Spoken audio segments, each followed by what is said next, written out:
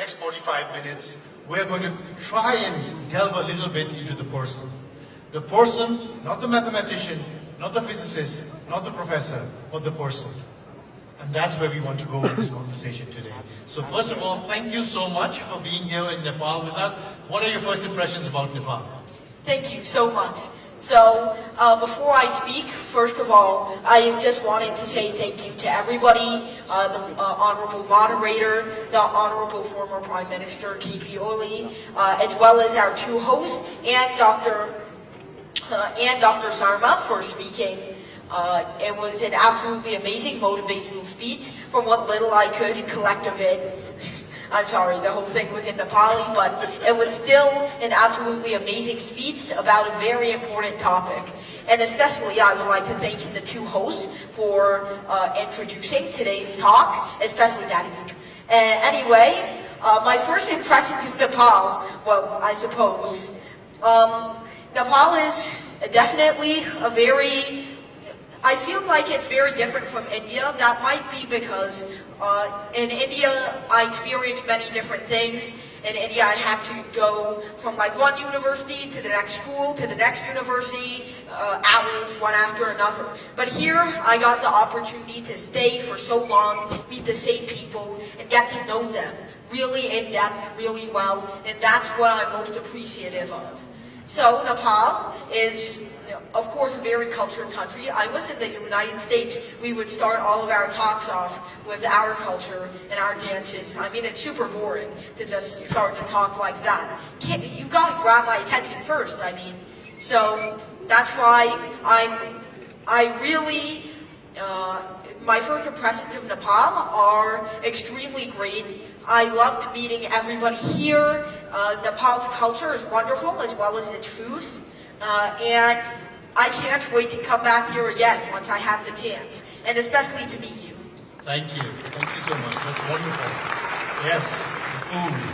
And you got to see Everest yesterday as well. A little glimpse of Everest as well as meet former Right Honorable Prime Minister. So I think you're getting a whole dimension of Nepal.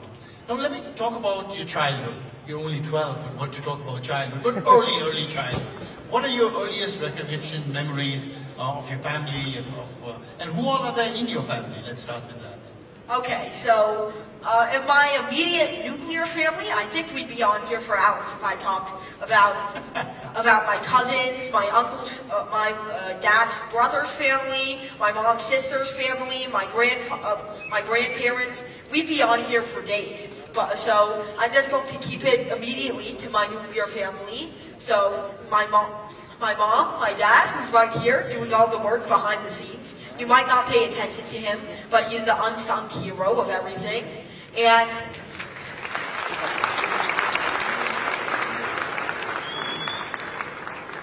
I think we should have gotten a louder round of applause for him. But yeah. There we go. That's all. I really wish my mom and my brother could have come here today, but unfortunately they are occupied with their own work. My brother is about to he's about to obtain his bachelor's degree at the City College of New York, and my mom is doing her master's degree in child psychology. So they're all doing very interesting things, and I'm really grateful to them all, but of course I can't just keep the answering that, because that's what everybody says about their family. I think what you're really looking for is going more in depth. So, about my family, I first want to start with my brother, because my brother has really been the main source of inspiration for me. Give me 1 second, sorry. So, okay. So, my brother's really been my main source of inspiration for the longest time, actually. What's the age difference between you and your brother? He was born on March 18, 2003, so that would make it about 9 or 10. So, I would say he's been my biggest inspiration, especially so when he was applying for his undergraduate degree. So you see, when he was applying to all of these colleges, you don't have to take an exam. Well, you did have to back then, but now not really anymore. So when he was applying to these colleges, the exam that you have to take to actually get in is extremely easy. I'm sure you've already seen the SAT. The questions are like 6th grade, 7th grade level, so it's pretty trivial. But I want to go beyond that because he was graduating from one of the best high schools in the entirety of the nation. So it's called Brooklyn Technical High School. It was absolutely amazing. It's really known for math and science, and that's exactly what he was studying. He was taking the highest courses in that school. The GPA was nearly perfect. He was communicating with everybody, doing extracurriculars, writing for the newspaper. Seemed like everything was going to go perfect. And we thought, oh yeah, he's going to get into Harvard, Princeton, Columbia, NYU, Dartmouth, all of the big ones that you can name off the top of your head.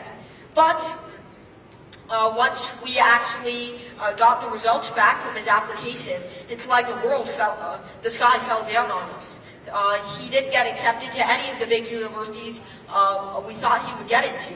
And furthermore, even some of the ones that he had applied to for backup rejected him as well. He ended up having to go to the City College of New York, so he really didn't want to do it, but he had no choice. But there, he didn't just slack off and say, well, my game is over. Oh, wait, that topic sounds familiar. Yes. Yeah, he didn't just slack off and say, well, I give up. My time's done. I can't become the aspiring physicist I wanted to be. He worked through every single lecture, and by just some hidden luck, he got one of the best physics professors at the university, think and name it Professor Boyer, and he was able to absolutely excel in all of the topics he did, kept a nearly perfect GPA, so 3.95 out of 4. So he did the best he could, and now he got accepted to one of the best universities for his graduate degree in the United States, Brown University. So it really shows, just like the topic of that motivational speech earlier, it doesn't matter if you fall into the lowest valley you've fallen into so far. You can always get back up. And furthermore, just sitting back down, not doing anything about your situation, that's only going to hurt you. That's only going to make you slide down farther than you initially were. You have to get back up, you have to stand up for yourself, and you really have to, wait, okay, thank you. And yeah, that's really the message that my brother, gave me. It's so amazing that, in the prequel to this talk, the same thing came up with the former Right Honorable Prime Minister also. If he had just given up and said, oh, what am I going to do? I'm in jail for 14 years, not for 1 year, 2 years, 14 years.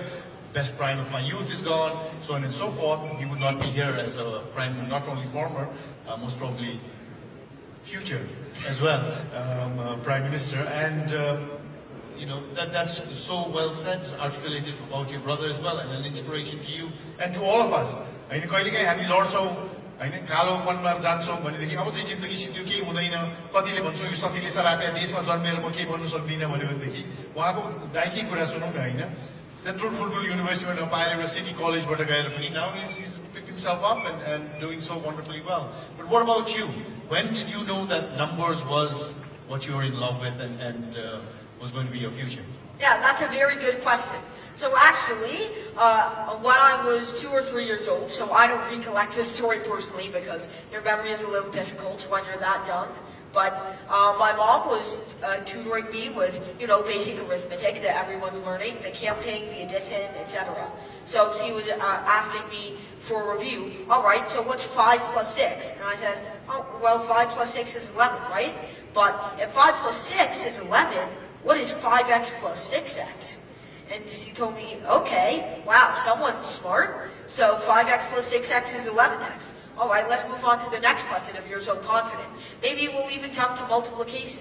All right, so what's 3 times 4? I told her, 3 times 4, 3 plus 3 plus 3 plus 3. That's 12, isn't it? But if 3 times 4 is 12, what's 3x times 4x? And she told me, okay, this is getting out of hand. I need to call your father. Yeah. So my dad thought maybe something was going on. So he decided to start tutoring me. He was a math student. Well, he still is a math student. And actually, at that point, he was really motivated on his education. So you may not know this. I made a little bit of a joke.